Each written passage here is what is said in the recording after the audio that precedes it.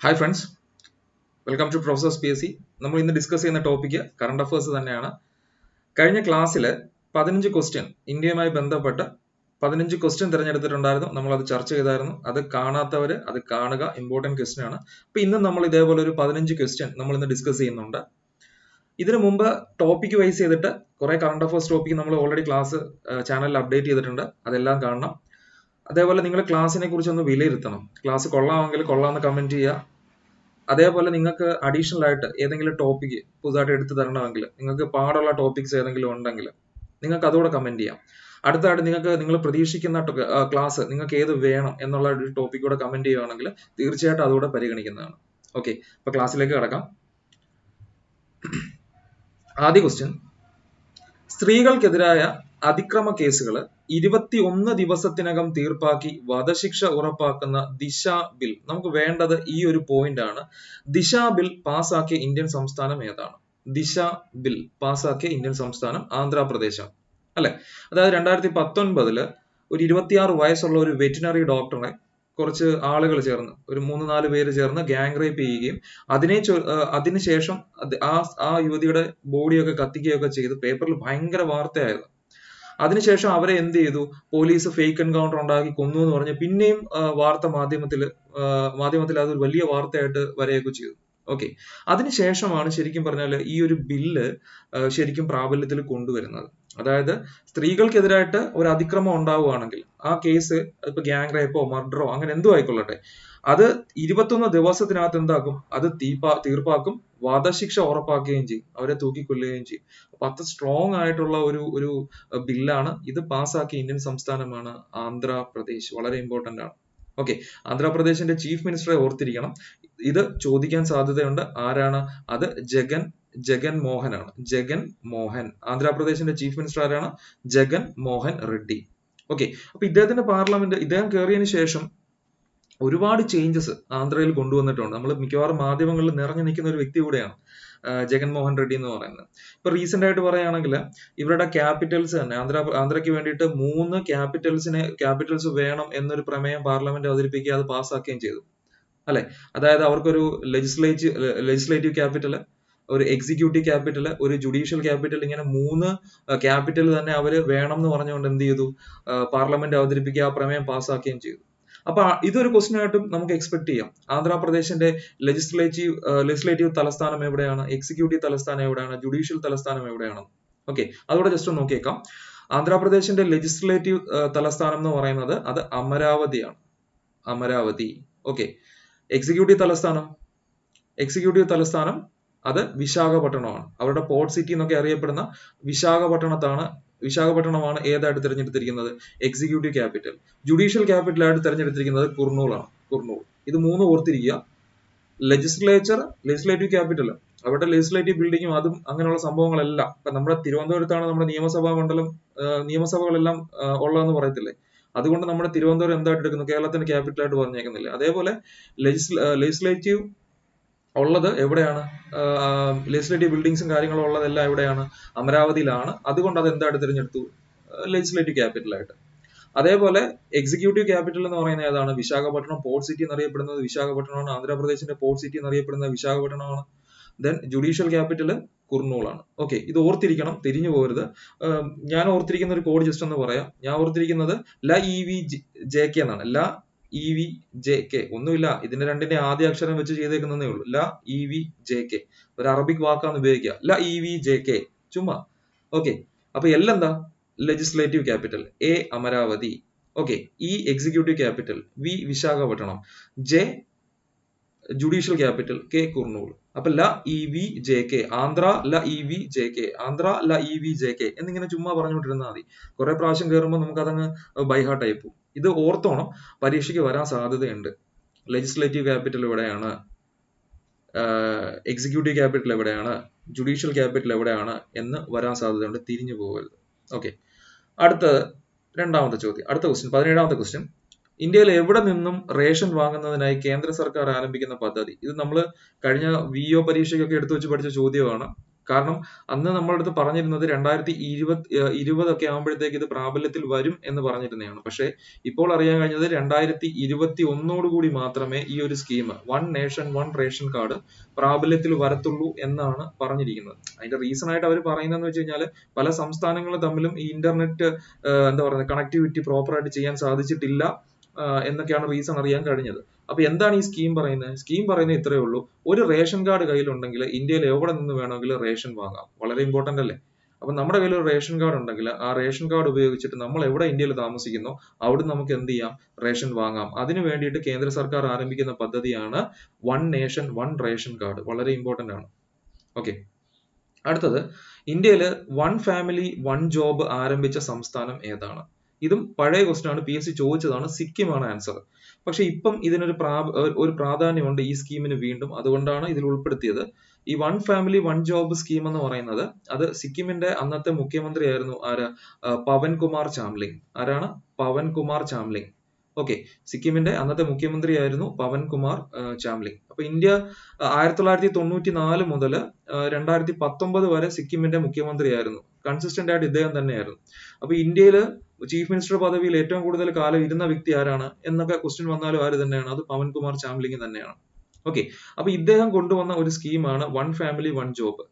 ഓരോ വീട്ടിലെ ഓരോ വ്യക്തിക്കും എന്ത് കൊടുക്കുന്നു? ഒരു സർക്കാർ ജോബ് കൊടുക്കുന്നു. അതുമായിട്ട് റിലേറ്റ് ചെയ്തിട്ട് പവൻ കുമാർ ചാംലിംഗ് കൊണ്ടുവന്ന ഒരു സ്കീമാണ് one family one job scheme എന്ന് പറയുന്നത്. അപ്പൊ ഈ സ്കീം ഒരു ഇദ്ദേഹത്തിന്റെ കാലയളവ്, അതായത് 2019 ഇദ്ദേഹത്തിന്റെ പാർട്ടി തോറ്റുപോവുകയും പുതിയ ഒരു CM എവിടെ വരുന്നു? സിക്കിമിൽ വരുന്നു. അതാണ് ആര്? അതാണ് PS Gole. PS Gole. Okay, ഇദ്ദേഹത്തിന് ശരിക്കും അറിയപ്പെടുന്നത് PS ഗോലെ എന്ന്. പേര് പറയുന്നത് പ്രേം സിംഗ് താമങ് എന്നാണ്. Prem Singh Tamang. He was popularly known as PS Golay. അപ്പം നമുക്കിപ്പോ നമ്മുടെ അടുത്ത് സിക്കിമിന്റെ ചീഫ് മിനിസ്റ്റർ ആരാന്ന് ചോദിച്ചാൽ ഓപ്ഷനിൽ മിക്കവാറും PS ഗോലെ എന്നേ കാണത്തുള്ളൂ. ചിലപ്പോൾ നമ്മൾ ഈ PS ഗോലെ മാത്രം പഠിച്ചുകൊണ്ട് പോയാൽ ചിലപ്പോൾ ഓപ്ഷനിൽ പ്രേം സിംഗ് താമങ് എന്നായിരിക്കും. ഓക്കെ, അപ്പൊ നിങ്ങൾ ഓർത്തിരിക്കുക, ഈ രണ്ടുപേരും ഓർത്തിരിക്കണം. ഇപ്പൊ നിലവിൽ സിക്കിമിന്റെ ചീഫ് മിനിസ്റ്റർ ആരാന്ന് ചോദിച്ചാൽ അത് PS ഗോലെ അല്ലെങ്കിൽ പ്രേം സിംഗ് താമങ്. ഈ ഒരൊറ്റ പേര് ഒരാൾ തന്നെയാണ്, ഇങ്ങനെ രണ്ട് പേരുണ്ടെന്നുള്ള കാര്യം ജസ്റ്റ് ഒന്ന് ഓർത്തിരിക്കുക. അപ്പൊ ഇദ്ദേഹം ചീഫ് മിനിസ്റ്റർ ആയതിനു ശേഷം ഈ വൺ ജോബ് ഫാമിലി സ്കീമിൽ ഒരു 8000-ഓളം പിന്നെ ഒരു 40% ആപ്ലിക്കേഷൻ അങ്ങ് റിജക്ട് ചെയ്തെന്ന് വെച്ച് കഴിഞ്ഞാൽ യോഗ്യതയില്ലാത്ത ഒരുപാട് വ്യക്തികൾക്കാണ് ഇതിനു മുമ്പ് യോഗ്യത കിട്ടിയത് എന്ന് പറഞ്ഞുകൊണ്ട് ഈ പറഞ്ഞ വന്ന ആപ്ലിക്കേഷൻസ് ഒക്കെ കുറെ അങ്ങ് റിജക്ട് ചെയ്തു. അങ്ങനെ ആ സമയത്ത് വാർത്തയിൽ ഭയങ്കരമായിട്ട് ഈ one family one job scheme 2019 അവസാനത്തോടു കൂടി ഒരു ജൂലൈ ഓഗസ്റ്റ് സെപ്റ്റംബർ ഒക്കെ ആയപ്പോഴത്തേക്ക് ആ ഒരു 3-4 മാസം നമ്മുടെ മാധ്യമത്തിൽ ഉണ്ടായിരുന്നു, ഇതിനെപ്പറ്റി ഒരു ചർച്ച ഉണ്ടായിരുന്നു. അപ്പൊ അതുകൊണ്ട് വീണ്ടും വാർത്താ പ്രാധാന്യം നേടിയ ഒരു സ്കീമാണ് one family one job scheme. അതുകൊണ്ട് അതോടെ ഓർത്തിരിക്കുക. ഇതിൽ ഈ രണ്ട് ക്വസ്റ്റ്യനും കൂടെ ഓർക്കണം. പവൻ കുമാർ ചാംലിംഗിനെ പറ്റി ഓർക്കണം. ആരാണ്? സിക്കിമിന്റെ മുൻ ചീഫ് മിനിസ്റ്റർ ആയിരുന്നു. ഇന്ത്യയിൽ ഏറ്റവും കൂടുതൽ കാലം ചീഫ് മിനിസ്റ്റർ ആയിട്ട് പദവി വഹിച്ച വ്യക്തിയാണ് PS ഗോലെ. ഇപ്പൊ നിലവില് അദ്ദേഹം തന്നെയാണ്. അദ്ദേഹത്തിന്റെ ശരിക്കും പേരെന്താണ്? പ്രേം സിംഗ് താമങ് എന്നാണ്. He was popularly known as PS Gole എന്ന് ഓർത്തിരിക്കുക. ഓക്കെ, അടുത്തത് രാഷ്ട്രീയ പാർട്ടികളെ പറ്റി. ഇതെന്തുകൊണ്ടാന്ന് വെച്ച് കഴിഞ്ഞാല് കഴിഞ്ഞ വർഷത്തെ ടെക്നിക്കൽ പരീക്ഷയ്ക്ക് ചോദിച്ചായിരുന്നു, കമലഹാസൻ രൂപീകരിച്ച രാഷ്ട്രീയ പാർട്ടി ഏതാണെന്ന് ചോദിച്ചായിരുന്നു. അതാണ് മക്കൾ നീതി മയ്യം. അതായത് പുതിയൊരു രാഷ്ട്രീയ പാർട്ടി വരികയാണെങ്കിൽ, അത് പോപ്പുലാരിറ്റി നേടുന്നുണ്ടെങ്കിൽ ഉറപ്പായിട്ടും അത് PSC ചോദിക്കും. അപ്പൊ അന്ന് ചോദിച്ചിരുന്ന ക്വസ്റ്റൻ ആണ് കമൽഹാസൻ നമ്മുടെ സൗത്ത് ഇന്ത്യൻ ആക്ടറായ കമലഹാസൻ രൂപീകരിച്ച പാർട്ടി ഏതാണെന്ന് ചോദിച്ചിരുന്നു. ഏതാണ്? അതാണ് മക്കൾ നീതി മയ്യം. അതിനുശേഷം ഇതിന്റെ ഈ ഇലക്ഷൻ സിമ്പൽ, ഇതിനു വേണ്ടിയിട്ട് ഇപ്പൊ നമ്മളിപ്പം CPM ആണെങ്കിൽ അരിവാൾ ചുറ്റിക നക്ഷത്രം പോയി പറയത്തില്ലേ, പാർട്ടി ചിഹ്നം പറയത്തില്ലേ, അങ്ങനെ കമലഹാസന്റെ ഈ മക്കൾ നീതി മയ്യത്തിന്റെ പാർട്ടി ചിഹ്നവും PSC ചോദിച്ചു. ഇത് രണ്ടും ചോദിച്ച ചോദ്യമാണ്. അത് ബാറ്ററി ടോർച്ചാണ്. ഓക്കെ, അപ്പം ഇത് രണ്ട് PSC ചോദിച്ചതാണ്. അതുകൊണ്ട് ഞാനൊരു രണ്ട് ക്വസ്റ്റ്യൻ കൂടെ പറയുകയാണ്. ഒന്ന്, ഹംറാവോ സിക്കിം. ഈ ഹംറാവോ സിക്കിം എന്ന് പറയുന്ന പാർട്ടി നമ്മുടെ മുൻ ഫുട്ബോളറാണ്, ഇന്ത്യയുടെ ഫുട്ബോളർ ആയിരുന്നു ബൈചുങ് ഭൂട്ടിയ. അദ്ദേഹം രൂപീകരിച്ച പാർട്ടിയാണ് ഏത്? ഹംറാവോ സിക്കിം. അപ്പൊ ഈ ക്വസ്റ്റ്യൻ എടുത്തു വെച്ച് പഠിച്ചോണം. മുൻ ഇന്ത്യൻ ഫുട്ബോളറായ ബൈചുങ് ഭൂട്ടിയ ആരംഭിച്ച പാർട്ടി ഏതാണ്? മുൻ ഇന്ത്യൻ ഫുട്ബോളറായ ബൈചുങ് ഭൂട്ടിയ ആരംഭിച്ച പാർട്ടി ഏതാണ്? അതാണ് ഹംറാവോ സിക്കിം. മുൻ ഇന്ത്യൻ ഫുട്ബോളറായ ബൈചുങ് ഭൂട്ടിയ ആരംഭിച്ച പാർട്ടി ഹംറാവോ സിക്കിം. അപ്പൊ ഇവരുടെ സിമ്പൽ ഏതാണ്? അത് വിസിലാണ്. ഇമ്പോർട്ടന്റ് ആണ്. അപ്പൊ ഹംറാവോ സിക്കിം, ബൈചുങ് ഭൂട്ടിയ പാർട്ടി ചിഹ്നം വിസിലാണ്. നമ്മൾ വിസിലില്ലേ, സ്പോർട്സിനൊക്കെ ഉപയോഗിക്കുന്ന വിസിൽ, ആ സെയിം വിസിൽ തന്നെ. മക്കൾ നീതിമയം, കമലഹാസൻ, ബാട്ടറി ടോർച്ച്. അടുത്ത ഇമ്പോർട്ടന്റ് ആണ്, നമ്മൾ ഈ CAA ഒക്കെ വന്ന സമയത്ത് നമ്മൾ ഒരുപാട് കേട്ട ഒരു പേരാണ് ഭീം ആർമി. ഓർമ്മയുണ്ടോ? ഭീം ആർമി തലവനെ പറ്റി. അതാണ് ചന്ദ്രശേഖർ ആസാദ് റാവൺ. അപ്പൊ CAA സമരമൊക്കെ നടക്കുന്ന സമയത്ത് ഈ ഭീം ആർമി സംഘടന ഒരുപാട് പ്രക്ഷോഭങ്ങൾ എന്ന് ഉദ്ദേശിക്കുന്നത് തെരുവിലിറങ്ങി വലിയ രീതിയിൽ സമരമൊക്കെ നടത്തുകയൊക്കെ ചെയ്തായിരുന്നു. ഓക്കെ, അതിന്റെ തലവനായിരുന്നു ചന്ദ്രശേഖർ ആസാദ് റാവൺ. ഇദ്ദേഹത്തെയാണ് പിന്നെ ഡൽഹി ഗവൺമെന്റ് എന്ത് ചെയ്ത് പിടിച്ച് ജയിലിലൊക്കെ ഇടുകയും അങ്ങനെ കുറെ ഇഷ്യൂസ് ഒക്കെ ഉണ്ടായതാണ്. അദ്ദേഹം രൂപീകരിച്ച പാർട്ടിയാണ് ആസാദ് സമാജ് പാർട്ടി. ഇതും വളരെ ഇമ്പോർട്ടന്റ് ആണ്. ഈ 2 പോയിന്റും സ്റ്റാർ മാർക്ക് ഇട്ടൊന്ന് പഠിച്ചോണം, ഈ ഹംറാവ് സിക്കിമും അതേപോലെ ആസാദ് സമാജ് പാർട്ടി. അപ്പൊ ആസാദ് സമാജ് പാർട്ടി എന്ന് പറയുന്നത് ചന്ദ്രശേഖർ ആസാദ് റാവൺ, അദ്ദേഹമാണ് ഭീം ആർമി ചീഫ്, അദ്ദേഹം രൂപീകരിച്ച പാർട്ടിയാണ്. ഓക്കെ, അടുത്ത ക്വസ്റ്റ്യൻ, സുപ്രീം കോടതിയിലെ ചീഫ് ജസ്റ്റിസ് ഉൾപ്പെടെ ആകെ ജഡ്ജിമാരുടെ എണ്ണം എത്ര? സുപ്രീം കോടതിയിലെ ചീഫ് ജസ്റ്റിസ് ഉൾപ്പെടെ ആകെ ജഡ്ജിമാരുടെ എണ്ണം 34 ആണ്. അപ്പൊ ഇങ്ങനെ ഒരു ക്വസ്റ്റ്യന് പ്രാധാന്യം ഉണ്ടോ എന്ന് ചോദിച്ചാൽ തീർച്ചയായിട്ടും ഉണ്ട്. 2019 സുപ്രീം കോടതിയിലെ ജഡ്ജിമാരുടെ എണ്ണം കൂട്ടണമെന്ന് പറഞ്ഞുകൊണ്ട് ഒരു അമെൻഡ്മെന്റ്, ഒരു ഭേദഗതി എന്ത് വന്നിട്ടുണ്ട്, നമ്മുടെ പാർലമെന്റ് പാസ്സാക്കിയിട്ടുണ്ട്. ആ പാർലമെന്റിന്റെ ഭേദഗതി അനുസരിച്ച് ഇനി സുപ്രീം കോടതിയിൽ 33 ജഡ്ജും അതേപോലെ ഒരു ചീഫ് ജസ്റ്റിസ്, അങ്ങനെ മൊത്തം 34 പേരെയാണ് പരിഗണിക്കുന്നത്. അതായത് ടോട്ടൽ അംഗസംഖ്യ എന്ന് പറഞ്ഞാൽ എത്രയാണ്? മാക്സിമം 34 പേര്. ചീഫ് ജസ്റ്റിസ് ഉൾപ്പെടെ എത്ര പേര്? 34. ചീഫ് ജസ്റ്റിസും പിന്നെ 33 ജഡ്ജും. ഓക്കെ, ഇതിനു മുമ്പ് എത്രയായിരുന്നു? ഇതിനു മുമ്പ് 31 ആയിരുന്നു. അതായത് 30 ജഡ്ജും അതേപോലെ ഒരു ചീഫ് ജസ്റ്റിസും, 30 ജഡ്ജും ചീഫ് ജസ്റ്റിസും ഉൾപ്പെടെ 31 ആയിരുന്നു. ഇത് മാറി എത്ര ആയിട്ട് മാറിയിട്ടുണ്ട്? ഇപ്പൊ 34. അപ്പൊ 31 നിന്ന് 34 ആയിട്ട് മാറിയിട്ടുണ്ട്. വളരെ ഇമ്പോർട്ടന്റ് ആണ്. ഇതൊക്കെ ചോദിക്കും കയറി. 2019 നടന്ന ഫാക്ട് ആണ്. അപ്പൊ സുപ്രീം കോടതിയിലെ ചീഫ് ജസ്റ്റിസ് ഉൾപ്പെടെ ഇപ്പോഴത്തെ ആകെ ജഡ്ജിമാരുടെ എണ്ണം എത്രയാണെന്ന് ചോദിച്ചാൽ എത്രയാണ്? അത് 34 ആണ്. ഓക്കെ, അടുത്ത ക്വസ്റ്റ്യൻ, ഇന്ത്യയുടെ പ്രഥമ ലോക്പാൽ ചെയർപേഴ്സൺ ആരാണ്? ഇന്ത്യയുടെ പ്രഥമ ലോക്പാൽ ചെയർപേഴ്സൺ ആണ് പിനാക്കി ചന്ദ്രഘോഷ്. അപ്പൊ നമ്മൾ ലോക്പാലിനെ പറ്റി അല്ലെ, നമ്മുടെ ഈ ഇന്ത്യയിൽ തന്നെ കറപ്ഷൻ തടയുന്നതിനായിട്ടുള്ള സെൻട്രൽ ഗവൺമെന്റ് എന്താ പറയുന്നത്, നാഷണൽ ലെവലിലുള്ള ഏജൻസിയാണ്, അല്ലെങ്കിൽ നാഷണൽ ലെവലിലുള്ള ഒരു സ്ഥാപനമാണ് ഏത്? ലോക്പാൽ എന്ന് പറയുന്നത്. ഓക്കെ, നമ്മൾ ഇതിനെപ്പറ്റിയൊക്കെ ഡീറ്റെയിൽ ആയിട്ട് കോൺസ്റ്റിറ്റ്യൂഷനകത്ത് പണ്ട് പഠിച്ചിട്ടുള്ളതാണ്. ഈ ലോക്പാൽ എന്നുള്ള ടേം കോയിൻ ചെയ്തത് LM സിംഗ്വി ആണ് എന്നൊക്കെ പറഞ്ഞിട്ട്. ഓക്കെ, അപ്പൊ നമ്മുടെ ക്വസ്റ്റ്യൻ, ഇന്ത്യയിലെ പ്രഥമ ലോക്പാൽ ചെയർപേഴ്സൺ ആരാണ്? അത് പിനാക്കി ചന്ദ്രഘോഷ് ആണ്. ഇദ്ദേഹത്തിന് സത്യവാചകം കൊടുത്തതും അതേപോലെ ഇദ്ദേഹത്തിനെ പദവിയിൽ നിന്ന് നീക്കം ചെയ്യുന്ന ആരായിരിക്കും? അത് ഇന്ത്യയുടെ പ്രസിഡന്റ് ആയിരിക്കും, അല്ലെ? ഇന്ത്യയുടെ പ്രസിഡന്റ് ആണ്. ഇത് ഓർത്തിരിക്കുക ജസ്റ്റ്. ഇനി ഇദ്ദേഹത്തിന്റെ കാലാവധി എത്രയാണ്? പിനാക്കി ചന്ദ്രഘോഷ് അല്ലെങ്കിൽ ലോക്പാലിന്റെ കാലാവധി അത് 5 വർഷം അല്ലെങ്കിൽ 70 വയസ്സായിരിക്കും. ഓക്കെ, 5 വർഷം or 70 years, which ever is earlier. ഇതിൽ ഏതാണോ ആദ്യം സംഭവിക്കുന്നത് അതാണ് ഏതിന്റെ കാലാവധി? ലോക്പാൽ ചെയർപേഴ്സന്റെ കാലാവധി. ഇനി അടുത്തിടയ്ക്ക് ഇതിന്റെ മോട്ടോ, ഈ ലോക്പാലിന്റെ മോട്ടോ കൂടെ പ്രാബല്യത്തിൽ അംഗീകരിച്ചിട്ടുണ്ട്. അതാണ് don't be greedy for anyone's wealth.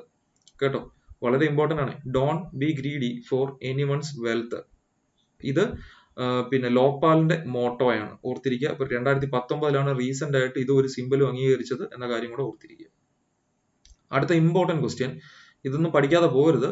ഇന്ത്യയുടെ ആദ്യ chief of defence staff, CDS, chief of defence staff ആരാണ്? അതാണ് ബിപിൻ റാവത്ത്. ഓക്കെ, അപ്പൊ ബിപിൻ റാവത്ത് ആണ് ആര്? ഇന്ത്യയുടെ ആദ്യ ചീഫ് ഓഫ് ഡിഫൻസ് സ്റ്റാഫ്. എന്താണ് ഈ CDS എന്ന് പറയുന്നത്? അതായത് 1999 നമ്മുടെ കാർഗിൽ യുദ്ധം കഴിഞ്ഞതിന് ശേഷം ഒരു കാർഗിൽ റിവ്യൂ കമ്മിറ്റി രൂപീകരിച്ചായിരുന്നു. 1999 കാർഗിൽ യുദ്ധത്തിന് ശേഷം ഒരു എന്താ പറയുക, ഒരു കാർഗിൽ റിവ്യൂ കമ്മിറ്റി, ആ യുദ്ധത്തിന്റെ കാരണങ്ങളും എല്ലാം ഒന്ന് റിവ്യൂ ചെയ്യാനായിട്ട് ഒരു കമ്മിറ്റി രൂപീകരിച്ചു. അതിനകത്ത് കെ സുബ്രഹ്മണ്യം. അപ്പൊ ഇദ്ദേഹം എന്ത് ചെയ്തു? കുറെ സജഷൻസ് കൊടുത്തായിരുന്നു ഗവൺമെന്റിന്. അപ്പൊ അങ്ങനെ കൊടുത്ത ഇദ്ദേഹം ശുപാർശ ചെയ്ത ഈ കാർഗിൽ റിവ്യൂ കമ്മിറ്റിയിൽ ഉണ്ടായിരുന്ന വ്യക്തിയാണ് ആര്? കെ സുബ്രഹ്മണ്യൻ എന്ന് പറയുന്നത്. അപ്പൊ ഈ കെ സുബ്രഹ്മണ്യൻ നേതൃത്വത്തിൽ കൊടുത്ത ഒരു ശുപാർശയാണ് എന്തെന്ന് പറയുന്നത്, ഒരു എന്താ പറയുന്നത്, ഇങ്ങനൊരു CDS എന്ന് പറഞ്ഞ ഒരു പോസ്റ്റ് വേണം, chief of the defence staff എന്നൊരു പോസ്റ്റ് വേണമെന്ന് ആര്? ഈ കെ സുബ്രഹ്മണ്യത്തിന്റെ നേതൃത്വത്തിൽ കാർഗിൽ റിവ്യൂ കമ്മിറ്റി ഒരു ശുപാർശ അന്ന് കൊടുത്തിരുന്നു. ഇത് പ്രാബല്യത്തിൽ വരുന്നത് 2020 എന്നുള്ള കാര്യം ഓർക്കുക. അപ്പൊ ഇങ്ങനെ ഒരു ഇതിനുള്ള സാഹചര്യം എന്ന് പറഞ്ഞു കഴിഞ്ഞാൽ ഇന്ത്യൻ ആർമി, ഇന്ത്യൻ നേവി, അതേപോലെ ഇന്ത്യൻ എയർഫോഴ്സ്, ഓക്കെ, ഇതിന് മൂന്നിനും സെപ്പറേറ്റ് ചീഫ് ഉണ്ടല്ലോ. അപ്പൊ ഇതിനെ മൂന്നിനെയും കോമൺ ആയിട്ട് കൺട്രോൾ ചെയ്യാനായിട്ട് എന്താ പറയുന്നത്, ഒരു ഹെഡ് വേണം. അതാണ് ഈ ചീഫ് ഓഫ് ഡിഫൻസ് സ്റ്റാഫ് കൊണ്ട് ഉദ്ദേശിക്കുന്നത്. ആർമി, എയർഫോഴ്സ്, നേവി, ഇതിന്റെ മൂന്നിനെയും കോമൺ ആയിട്ട് കൺട്രോൾ ചെയ്യാൻ പറ്റുന്ന ഒരു ഇത് വേണമെന്ന് ഒരു ശുപാർശ കെ സുബ്രഹ്മണ്യം കമ്മിറ്റി അന്ന് കൊടുത്തിരുന്നു. അപ്പൊ അതും പ്രകാരം വന്നതാണ് ഏതെന്ന് പറയുന്നത് ഈ CDS എന്ന് പറയുന്നത്. ആ CDSന്റെ ഇന്ത്യയുടെ ആദ്യത്തെ CDS ആണ് ആര്? അത് ബിപിൻ റാവത്ത് എന്ന് പറയുന്നത്. ബിപിൻ റാവത്ത്. ഓക്കെ, ഇനി CDSന്റെ കാലാവധിയോ?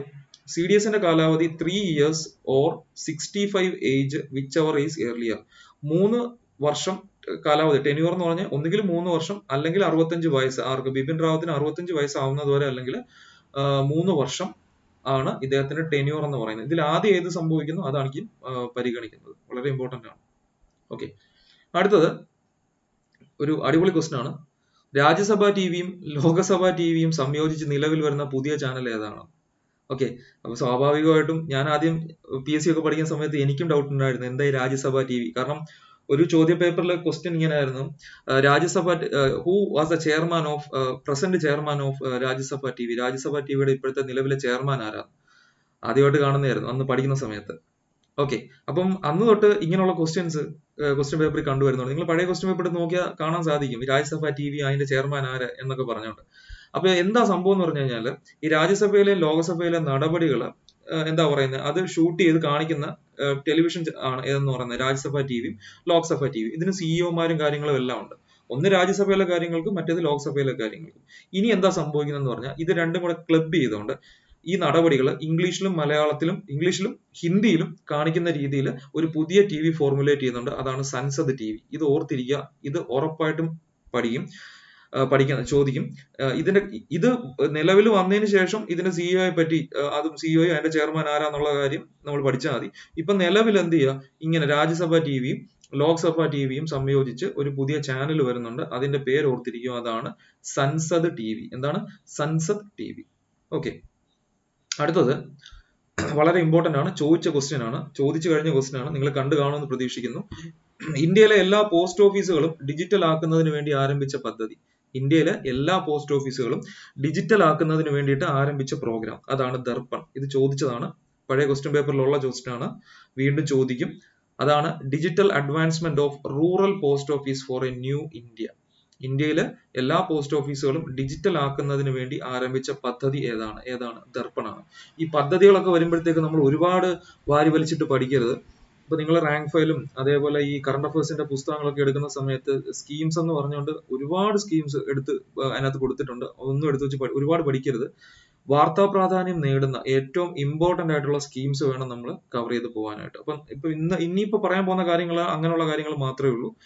ഓക്കെ, എല്ലാ എന്താ പറയുന്നത്, അനാവശ്യമായിട്ട് എന്താ പറയുന്നത് ഓരോ സ്കീംസും എടുത്ത് നമ്മൾ വിശകലനം ചെയ്യുന്നില്ല, ഏറ്റവും ഇമ്പോർട്ടന്റ് ആയിട്ടുള്ള കാര്യങ്ങൾ മാത്രം. ഓക്കെ, അടുത്തത് വളരെ ഇമ്പോർട്ടന്റ് ക്വസ്റ്റ്യൻ. ഇനി നടക്കാൻ പോകുന്ന പരീക്ഷയ്ക്ക് എന്തായാലും ഈ ചോദ്യം കാണും. ഇത് ഷുവർ ഷോർട്ട് ക്വസ്റ്റ്യൻ ആണ്. ഇന്ത്യൻ സാമ്പത്തിക മേഖലയെ പുനരുജ്ജീവിപ്പിക്കുന്നതിനും സ്വയം പര്യാപ്തത കൈവരിക്കുന്നതിനുമുള്ള 20 ലക്ഷം കോടിയുടെ പദ്ധതി ഏതാണ്? അതാണ് ആത്മനിർഭർ ഭാരത് അഭിയാൻ. ഓക്കെ, അപ്പൊ നമ്മുടെ ഈ കോവിഡ് പാൻഡമിക് വന്നതിന് ശേഷം ഇന്ത്യയുടെ സാമ്പത്തിക അവസ്ഥ ഭയങ്കര മോശമായി, GDP ഒക്കെ താഴോട്ട് പോയി. ആ സമയത്താണ് ഒരു പ്രീമിയം പാക്കേജ് പ്രഖ്യാപിക്കുന്നത്. ഓക്കെ, അത് ഏതാണത്? അതാണ് ആത്മനിർഭർ ഭാരത് അഭിയാൻ. വളരെ ഇമ്പോർട്ടന്റ് ആണ്, ഉറപ്പായിട്ട് ഈ ക്വസ്റ്റ്യൻ വരും. ഇന്ത്യൻ സാമ്പത്തിക മേഖലയെ പുനരുജ്ജീവിപ്പിക്കുന്നതിനും സ്വയം പര്യാപ്തത കൈവരിക്കുന്നതിനുമുള്ള 20 ലക്ഷം കോടിയുടെ പദ്ധതി ഏതാണ്? അതാണ് ആത്മനിർഭർ ഭാരത് അഭിയാൻ. വളരെ ഇമ്പോർട്ടന്റ് ആണ്, ഇത് ഓർത്തു വെച്ചോണം, എവിടെങ്കിലുമൊക്കെ എഴുതി വെക്കുക, ഈ ക്വസ്റ്റ്യൻ വരും. അതേപോലെ സാമ്പത്തികമായി പിന്നാക്കം നിൽക്കുന്ന കുടുംബങ്ങൾക്ക് 5 ലക്ഷം രൂപയുടെ ആരോഗ്യ പരിരക്ഷ ഉറപ്പ് നൽകുന്ന ലോകത്തിലെ ഏറ്റവും വലിയ ആരോഗ്യ പദ്ധതി ഏതാണ്? ആയുഷ്മാൻ ഭാരത് ആണ്. ഇതും ഇമ്പോർട്ടന്റ് ആണ്. സാമ്പത്തികമായി പിന്നാക്കം നിൽക്കുന്ന കുടുംബങ്ങൾക്ക് 5 ലക്ഷം രൂപയുടെ ആരോഗ്യ പരിരക്ഷ ഉറപ്പ് നൽകുന്ന ലോകത്തിലെ ഏറ്റവും വലിയ ആരോഗ്യ പദ്ധതി ഏതാണ്? അതാണ് ആയുഷ്മാൻ ഭാരത്. ഓക്കെ, ഇനി ഇത് PSC ചോദിച്ച ക്വസ്റ്റ്യൻ ആണ്. പെൻസിൽ ഒരു തവണ കണ്ടിട്ടുള്ളൂ, അതുകൊണ്ട് എടുത്തു വെച്ച് പഠിക്കുക, ഇമ്പോർട്ടന്റ് ആണ്. അതായത് കേന്ദ്ര സംസ്ഥാന സർക്കാരുകളുടെയും സിവിൽ സൊസൈറ്റിയുടെയും സംഭാവനകൾ ഉൾപ്പെടുത്തി ബാലവേല രഹിത സമൂഹത്തിന്, ചൈൽഡ് ലേബർ എന്ന് പറയുന്ന ആ ഒരു സംവിധാനം അത് നിർത്തുക. ഓക്കെ, അപ്പൊ അതിന് കൂടുതൽ ഊന്നൽ കൊടുത്തുകൊണ്ട് കേന്ദ്ര സർക്കാർ ഒരു ഓൺലൈൻ പോർട്ടൽ ആരംഭിച്ചിട്ടുണ്ട്. ഒരു ഓൺലൈൻ പോർട്ടൽ ആരംഭിച്ചിട്ടുണ്ട്. അതാണ് ഏത്? Pencil, the platform for effective enforcement for no child labour. Platform for effective enforcement for no child labour, അതാണ് പെൻസിൽ. ഇത്ര ആലോചിച്ചിരുന്നാൽ മതി. ഈ ബാലവേല തടയുന്നതിന് വേണ്ടിയിട്ട് ഉള്ള ഒരു പ്ലാറ്റ്ഫോം, ഒരു ഓൺലൈൻ പോർട്ടൽ ഏതാണ്? അതാണ് പെൻസിൽ. പെൻസിൽ എന്ന് പറയുന്നത് ഏതുമായിട്ട് റിലേറ്റ് ചെയ്യുന്നു? നമ്മുടെ ബാലവേലയുമായി റിലേറ്റ് ചെയ്യുന്ന ഒരു ഓൺലൈൻ പോർട്ടൽ ആണെന്ന് ഓർത്തിരുന്നാൽ മതി. ഓക്കെ, അടുത്ത ഇമ്പോർട്ടന്റ് ക്വസ്റ്റ്യൻ കറണ്ട് അഫയർ ആണ്. MANI, MANI, mobile aided note identifier. എന്താണ്? കാഴ്ച പരിമിതിയുള്ളവർക്ക് കറൻസി നോട്ടുകൾ തിരിച്ചറിയുന്നതിനായി, കാഴ്ച പരിമിതിയുള്ളവർക്ക് കറൻസി നോട്ടുകൾ തിരിച്ചറിയുന്നതിനായി റിസർവ് ബാങ്ക് ആരംഭിച്ച ഒരു മൊബൈൽ ആപ്ലിക്കേഷൻ ആണ് ഏത്? മാനി, MANI, മാനി. ഓക്കെ, ഞാൻ ആദ്യത്തെ ക്ലാസ്സിലും പറഞ്ഞു, നമ്മളിവിടെ ഈ പറയുന്ന കേസ് കാര്യങ്ങളിലൊക്കെ കോവിഡ് റിലേറ്റ് ചെയ്തിട്ടുള്ള ഒരു കാര്യവും ഞാൻ പറഞ്ഞിട്ടില്ല. അത് സെപ്പറേറ്റ് ആയിട്ട് ഒരു ക്ലാസ് ചെയ്യുന്നതാണ്. കോവിഡുമായിട്ട് റിലേറ്റ് ചെയ്തിട്ട് ഇന്ത്യ കേരള നമുക്കത് കുറച്ച് കാര്യങ്ങൾ ഡിസ്കസ് ചെയ്യാനുണ്ട്. കോവിഡിനെ പറ്റി ഒന്ന് നോക്കണം. അപ്പൊ അത് സെപ്പറേറ്റ് ആയിട്ടൊരു ക്ലാസ് ഉണ്ട്. അപ്പൊ ഇവിടെ പറയുന്നതിനകത്ത് ഇപ്പൊ നമുക്ക് പിന്നെ കോവിഡുമായിട്ട് റിലേറ്റ് ചെയ്തിട്ട് ആപ്പിന്റെ കാര്യങ്ങളൊക്കെ വരുന്നുണ്ട്. അപ്പൊ അതൊന്നും ഇവിടെ പറഞ്ഞിട്ടില്ല. ഓക്കെ, അത് നമുക്ക് സെപ്പറേറ്റ് ക്ലാസ് ആയിട്ട് വരാം. ടോപ്പിക് ആയിട്ട് തന്നെ പഠിച്ചു പോവാം.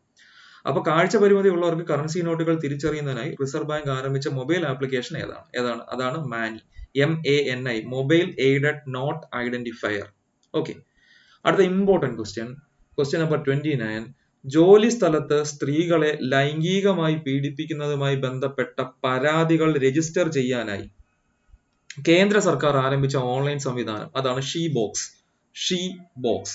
ഒരു പരാതി പെട്ടിയാണ്. ഓക്കെ, ഒരു ഓൺലൈൻ പരാതി സംവിധാനം, ഒരു പരാതി പെട്ടി എന്ന് തന്നെ പറയാം. എന്താണ്? ജോലി സ്ഥലത്ത് സ്ത്രീകളെ ലൈംഗികമായി പീഡിപ്പിക്കുന്നതുമായി ബന്ധപ്പെട്ട പരാതികൾ സമർപ്പിക്കാനുള്ളത്. ഇമ്പോർട്ടന്റ് അല്ലേ? ഓക്കെ, UPSC എക്സാമിനൊക്കെ ഇതേപോലെയുള്ള കീ പോയിന്റ്സുകളാണ് കറണ്ട് അഫയേഴ്സ് ആയിട്ട് വരുന്നത്. അത് ഉറപ്പായിട്ടും അങ്ങനത്തെ ക്വസ്റ്റ്യൻ അവിടെ കണ്ടു കഴിഞ്ഞാൽ അത് ഇങ്ങോട്ടും വരും. ഓക്കെ, അപ്പൊ ഓർത്തിരിക്കുക, ജോലി സ്ഥലത്ത് സ്ത്രീകളെ ലൈംഗികമായി പീഡിപ്പിക്കുന്നതുമായി ബന്ധപ്പെട്ട പരാതികൾ രജിസ്റ്റർ ചെയ്യുന്നതിന് കേന്ദ്ര സർക്കാർ ആരംഭിച്ച ഓൺലൈൻ സംവിധാനം ഏതാണ്? അതാണ് ഷീ ബോക്സ്. ഏതാണ്? She box. Okay, sexual harassment of woman at work place. അതുമായി ബന്ധപ്പെട്ട പരാതികൾ ഏത് തന്നെ വന്നാലും എവിടെ സമർപ്പിക്കുക? ഷീ ബോക്സിൽ സമർപ്പിക്കുക. ഓക്കെ, ഇനി കുറച്ച് പുതിയ പേരുകളാണ്. കാരണം ഇങ്ങനെ ഒരു നെയിം ചേഞ്ച് ഉണ്ടായി കഴിഞ്ഞാൽ അതും PSC സ്ഥിരമായിട്ട് ചോദിക്കാറുണ്ട്. ഇതിൽ ചോദിച്ച ചോദ്യമുണ്ട്, ചോദിക്കാത്ത ചോദ്യമുണ്ട്. ഞാൻ മൊത്തത്തിൽ കണക്ട് ചെയ്തിട്ടേക്കുന്നതേ ഉള്ളൂ, കാരണം വീണ്ടും ചോദിക്കാൻ സാധ്യതയുണ്ട്. അപ്പൊ ഓക്കെ, നമ്മുടെ പ്രവാസി ഭാരതീയ കേന്ദ്രത്തിന്റെ പുതിയ പേര് ശ്രീ സുഷമ സ്വരാജ് അന്തരിച്ചതോടുകൂടി ആ പേര് സുഷമ സ്വരാജിന്റെ പേരിലേക്ക് മാറ്റിയിട്ടുണ്ട്. അപ്പൊ പ്രവാസി ഭാരതീയ കേന്ദ്രത്തിന്റെ പുതിയ പേരാണ് സുഷമ സ്വരാജ് ഭവൻ. പ്രവാസി ഭാരതീയ കേന്ദ്രത്തിന്റെ പുതിയ പേര് സുഷമ സ്വരാജ് ഭവൻ. അതേപോലെ ഛത്തീസ്ഗഡിന്റെ നിർദ്ദിഷ്ട തലസ്ഥാനമാണ് ഏത്? നയാ റായ്പൂർ എന്ന് പറയുന്നത്. അതിന്റെ പേര് മാറ്റിയിട്ടുണ്ട്. അത് നവ റായ്പൂർ അടൽ നഗർ. അടൽ ബിഹാരി വാജ്പേയിയുടെ ഓർമ്മയ്ക്കായിട്ടാണ് ഇങ്ങനെ ഒരു ചേഞ്ച് വന്നിരിക്കുന്നത്. അപ്പൊ നയാ റായ്പൂറിന്റെ പുതിയ പേരെന്തെന്ന് ചോദിച്ചാൽ നവ റായ്പൂർ അടൽ നഗർ.